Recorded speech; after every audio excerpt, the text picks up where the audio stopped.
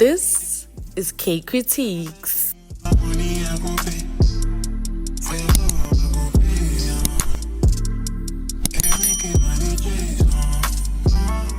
Hello everybody and welcome to another episode of Kay Kritiques, where we discuss all things South African television, and today we are reviewing Adulting Season 2 Episode 8 titled Dear Father. Now, before we get into it, I would like to ask you guys to please just follow me on my TikTok at K_maps. That's where I make short form content similar to my reviews, but it's on a daily basis. So if you want to catch up and hear what I think of certain TV shows on a daily basis, you can just catch me on TikTok. Now, without any further ado, let us get into this review. So this episode is majorly centered around Bonga. There wasn't really a lot of plot points for the other gents. I will just be discussing Bonga's storyline, and in between, wherever it fits, I will discuss Eric and Mpho storylines because they are all enmeshed. We are preparing for the funeral of Bonga's dad. The first scene, we are introduced to Ubaba Mncane, Bonga's uncle, and he is basically accusing Bonga and his mom of using the dad for sacrificial offerings so that Bonga can get rich. Like, he's accusing them of witchcraft. And I'm always just like, why are families like this? Why is it that the dad side of the family, every time the guy dies, they always accuse the wife of killing the husband? The woman's side of the family never ever accuses the guy of killing the wife. If you feel like we are performing witchcraft, why are you here? Why are you then putting yourself at risk of getting killed as well? You can just stay at your house. So Bonga and his brother, they are getting along, like they're holding each other together. They are being strong for their mother, and you can even see them bonding, getting along as brothers. But all of that goes to shambles when the boys arrive, and Bonga sort of sidelines the brother when his friends arrive, and you can see like they're talking, they're busy laughing, and the brother's standing on the outside of their circle, and he's looking so excited, and they don't even acknowledge him. Like, the look on his face was so sad. I kind of felt bad for him. Eric is now asking Bonga, okay, have you gotten somebody who's going to be able to perform the rituals for you? Because in the Zulu culture, there's a lot of rituals that need to happen. Bonga is realizing that he actually has to go back and ask Ubaba Mncane, the uncle, for help, even though they chased him away because he was speaking nonsense. So now he realizes that, you know what, I'm just going to have to suck it up and go and ask this guy. And he goes there, and the uncle is like, okay, I have one condition. If you want me to come back and actually help you with the rituals, you have to use my friend Usbego for the funeral. And Ubonga's like, I've already paid undertakers, I've already paid people to actually deal with the stuff. And he's like, no, either use my friend or you can go and find somebody else to do it. His friend was literally using low budget things, and I know, like, in Makaya, like tents and decor and all that other stuff is not really that important. Like, as long as a person has a dignified funeral, the tent that the guy brought, and it's like low budget, you could see in this thing looks even dirty, it's not clean. And Bonga is now upset because he wants his dad to have a proper send-off. Bonga is a man of a certain standard, of a certain quality. I mean, like, if you have the money to be able to afford things, why wouldn't you then use that money for your parent to have a proper send-off? Getting pissed and getting angry at Ubaba Mncane because Ubaba Mncane is just using him and is actually ripping him off and overcharging him just to make money.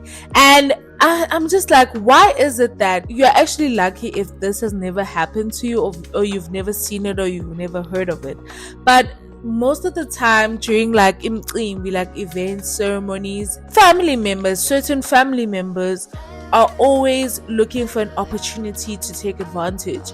They're always looking for an opportunity to gain something. Some of them even steal food. Some of them even steal clothes. They steal things because it's so busy and there's so many people around that people just take things that don't belong to them, or they're always looking for opportunities to get something from you. Meanwhile, you're grieving, you're in this dark space, and these people, instead of being a comfort, they actually now become a burden. Now Bonga is actually upset because like it's things that are not of his standard, it's things that he never agreed with, because if he knew that the stuff looked like this, he wouldn't have agreed with it. He had ordered a marquee, he'd ordered everything, and Vuyani is like, oh, you want a marquee, let me speak to my connections.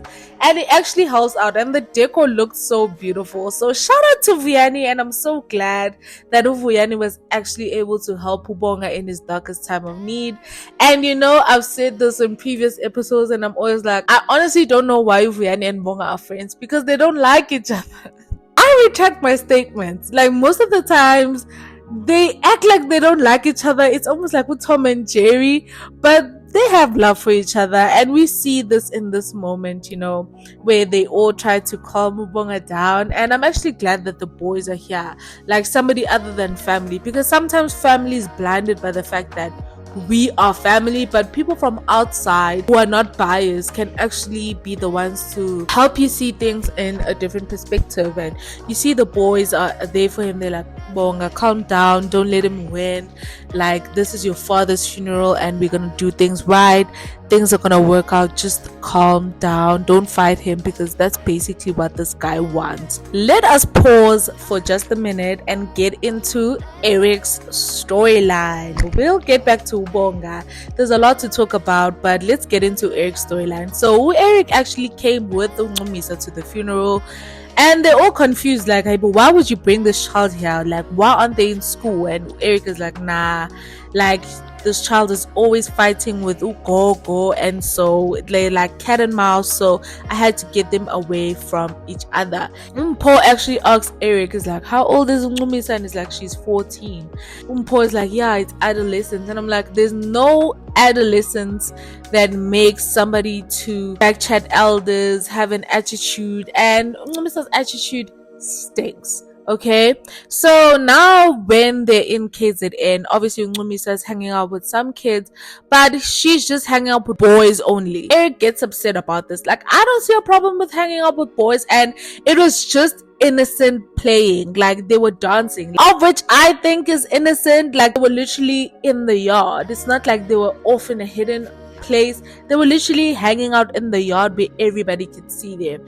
I understand Eric's point of view as well. Being a parent to a girl in this country is actually very scary. At the end of the day, Ncumisa's attitude stinks, and you don't backchat elders. You are not disrespectful. And as much as you can say, oh, it's just a stage, it's adolescence. No, it's not adolescence. Like, respect is something that goes across the whole entire spectrum. Just because you're a teenager doesn't mean that you have to be disrespectful, especially to adults, right? And this is what the granny was actually saying in the previous episode. It's about discipline. And I feel like with Ncumisa and Eric, it's still gonna be a major power struggle, where Eric is gonna be the one to try and now become a figure of authority in Ncumisa's life. Like I said, he's been the fun parent for a long time, and even Eric was saying, like, she's bringing me out of my character. Like, I'm not somebody who talks a lot, and I don't like talking a lot, but she makes me shout constantly. Like uzukhomba ugogo ngomunye, like pointing fingers at the grandmother. They're fighting constantly, and she shouts at the grandmother, of which Eric is like, this is something that I've never done in my whole entire 30 something years of living. And he was actually saying, like, if we were to put Ncumisa right in front of me right now, Natasha is reincarnated. Most of the times we do pick up on our parents' mannerisms. As much as a parent might say, do this, don't do that, but also gonna learn that. So it's learned behavior. Now back to Bonga. So Bonga is actually dealing with some resentment from his dad. His dad's side chick actually called him, and I feel like from the past 2 weeks of seeing your family members and your parents being so happy, being so in love and being together, and then you are reminded of your dad in that moment, that your dad was actually cheating on your mom, your dad abandoned you. It actually raised some resentment. And Mpho is like, okay, what's going on, bruh? Bonga's like, I just spoke to the lady that dad was seeing, and luckily she's not gonna come to the funeral, but she was just asking like how things are going and stuff like that. And Bonga says the funniest thing. One thing about Bonga, let me tell you something. The same Bonga who actually gave Mpho the advice, hey, move them into an estate together so that you can child this side and child that side, have the best of both worlds, is now turning around and saying, I don't understand why a man would go and take a woman and then marry her, then leave her and mistreat her, all because of whores out there. Mpho's face. Paul was literally like, wait, are we still talking about your dad or are you talking about me? Oh my gosh. And speaking of Mpho, let's get into Mpho and then we'll get back to Bonga and finish off this episode review. So Uzithu actually comes with Zelda and they're here to support Ubonga, of which I feel is such a good thing, especially on Zitu's side, because Uzithu is still angry at Mpho, and I feel like she has a genuinely good heart, because she could have just been like, nah, I'm not gonna come and support your friend because I don't know if your friend was even encouraging you to cheat and stuff like that. I thought that was sweet actually, that they came to support, even though I mean Bonga is Mpho's friend, not Zitu's friend, but Uzithu actually came to help and to be umakoti, you know. Even Zelda was kind of nervous, like, how is Bonga's mom? Do you think she's gonna like me? How is she? Am I presentable? You know, and Vuyani's like, oh babe, you look nice, she's gonna love you, you know. The aftermath now of the conversation that Uzithu had with Mpho. So I'm guessing Mpho actually came clean. I don't think he came clean about everything, because Uzithu didn't bring up the fact that he's still cheating with Balisa. It's just the fact that he hid the child. So I don't think Mpho was completely honest, right? She doesn't even want Mpho near her. Every time Mpho even breathes in her direction, she's just like, get the F away from me. And I'm like, are we finally witnessing Mpho's downfall? But no, we don't see that. So Uzithu and Mpho are there speaking with Bonga's mom. Uzithu is like, Mom, I'm really sorry that this has happened, and I hope that you see that us being here for you gives you comfort, and that you see that we love you and we're here for you. Obviously, Bonga's mom is like, Bonga, thank you so much.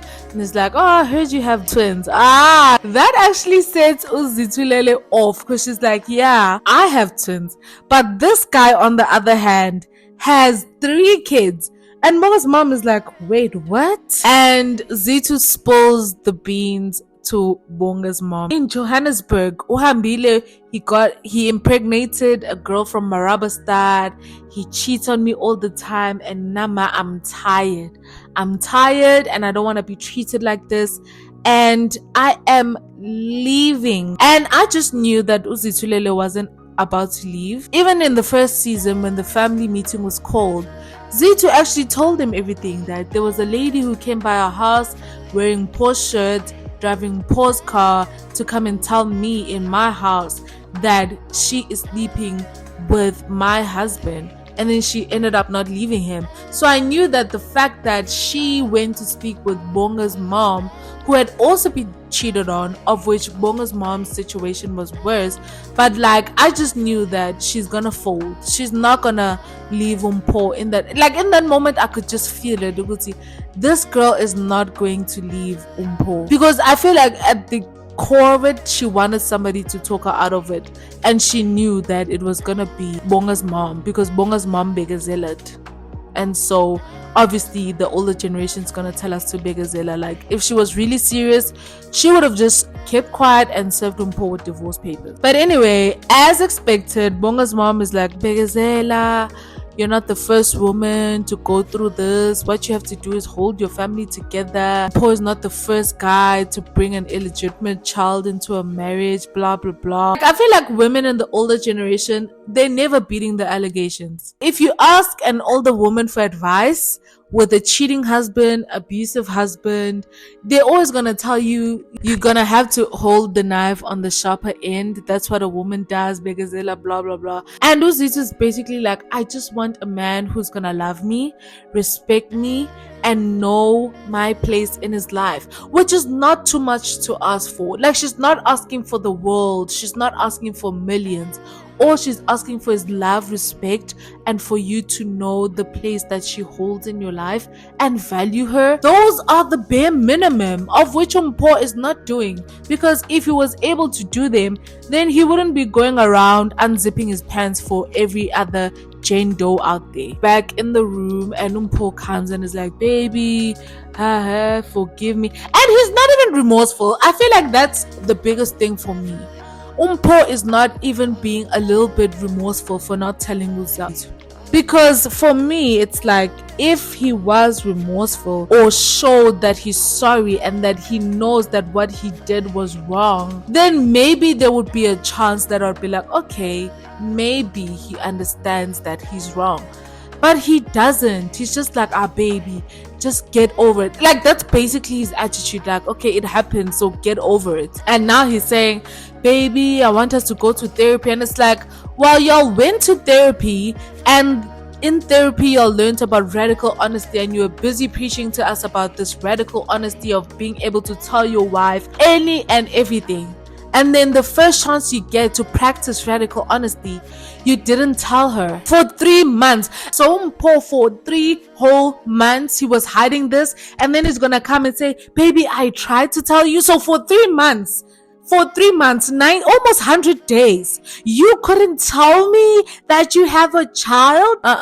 Get out of here. And then he's like, no, I want to fight for this marriage. I will never lose you for my past mistakes. And I'm like, but it's not past mistakes. You're still cheating on Zitu. You're hiding things from her. You're lying. You're trying to cover up your tracks. And I want Zitu to find out that Mpho is actually still involved with the Palisa. Maybe that's gonna be her wake-up call. But then in the end, Zitu folds for his speech, and then they sleep together. So I guess they made up, but we're just gonna have to see. Maybe she was weak in that moment, but she still hasn't forgiven Mpho, and this is all a gameplay. At this point, I highly doubt it. But now back to Bonga. So Bonga is still struggling now after this phone call, and I feel like maybe a lot of past things also came up of just being in this space and losing this person.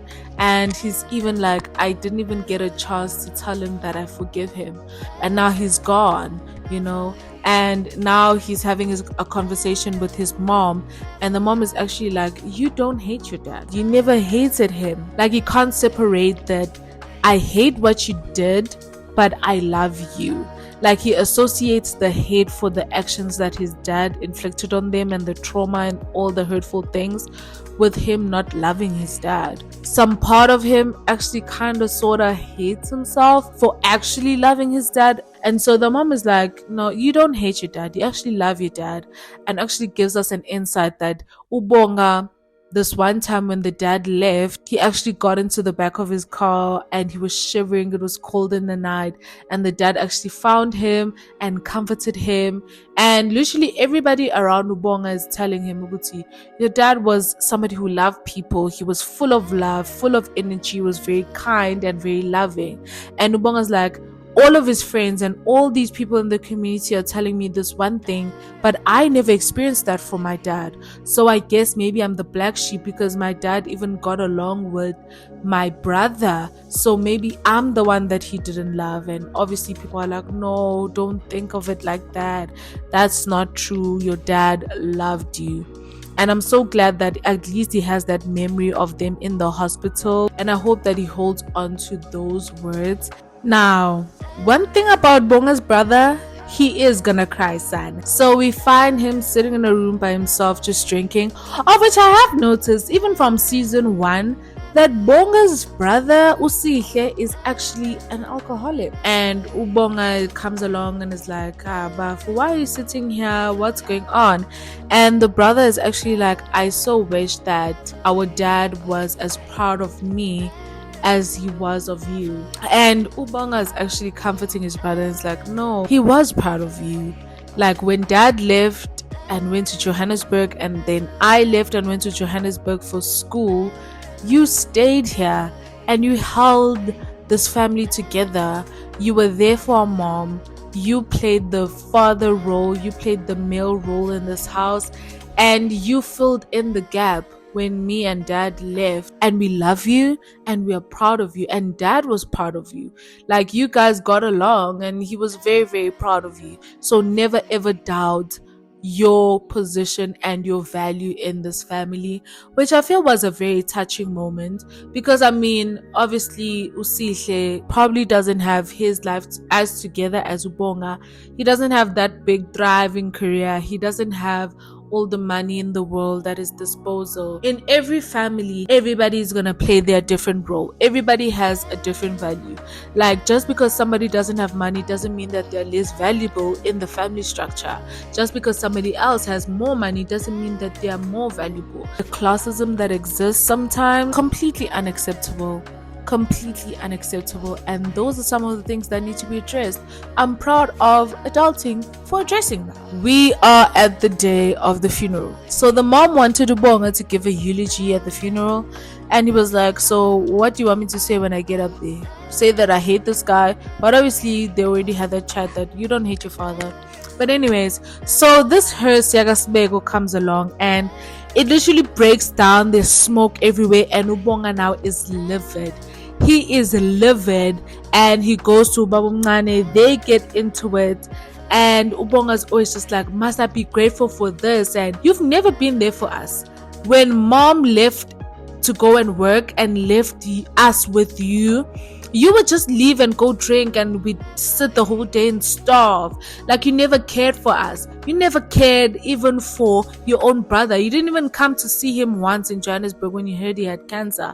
But now you're acting like you care. Bonga obviously is getting emotional, and I feel like, you know, he's trying to hold it together. At the same time, he's trying to grieve, but then he's holding it together for his mom. And then it's like people are purposely trying to ruin things. And Ubonga's like, you know what? I'm out of here. As he's getting into the car, Nkanyezi is like, that would be the biggest mistake that you make today, and stops him.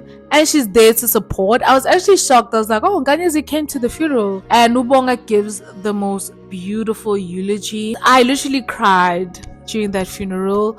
Like, the acting was so phenomenal. Thembinkosi Mthembu, I'm giving you your flowers right now. Thembinkosi Mthembu, you are doing the things. Like, the amount of emotion that you've given us, the amount of connection that we have with Ubonga through you, you've embodied this character. We're giving you your props. He's a very phenomenal actor.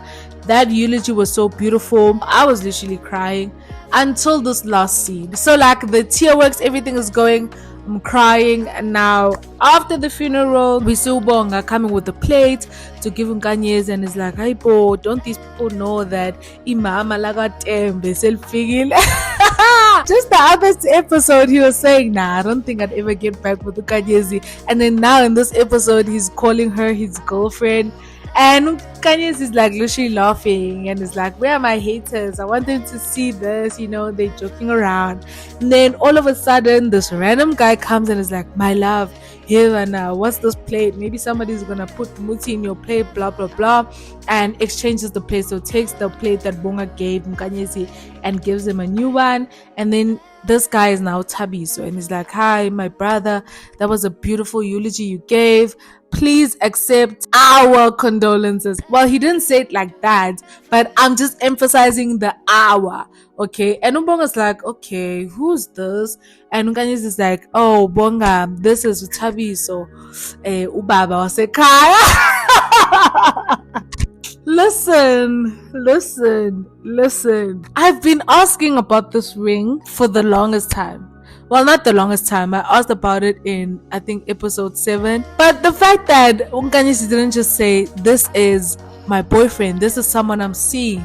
She was like, Ubaba wasekhaya. That was just rubbing salt in Bonga's wound. Bonga's face, I literally feel like Ubonga ubeswela umgodo wokucasha, like he was just looking for a corner to go and hide. And Ubonga, like, he was just like, yeah, I'm Thembi, Bonga Thembi. That's how the episode ended. And I'm just like, you know what? Kanyezi, love you for this. I even said this in a previous episode. I don't think Kanyezi and Bonga should get back together. If they are in game and they're supposed to end up together, it should be something that happens after Bonga deals with his daddy issues, goes to therapy to grieve the loss of his dad, because it's gonna cause problems in the future. But I don't think Bonga and Kanyezi should end up together, in my personal opinion. Like, Kanyezi should just be the one who got away, honestly. Bonga just needs to work on himself. But anyways, that was Adulting Season 2 Episode 8. I really enjoyed this episode, and I'm sure that in the next episode, which is episode 9, see what happens with Ncumisa, the grandmother, Eric, how they're gonna go about this parenting thing. Mpho, how is he gonna make it up with Uzito? Is he gonna break up with Palisa? Bonga, how is he gonna deal with the loss of his dad? And then Vuyani, like, he should just quit this idea of wanting to marry Zelda. Hope you enjoyed this video. Leave your thoughts on episode 8 down in the comment section down below, and I'll see you guys in the next one.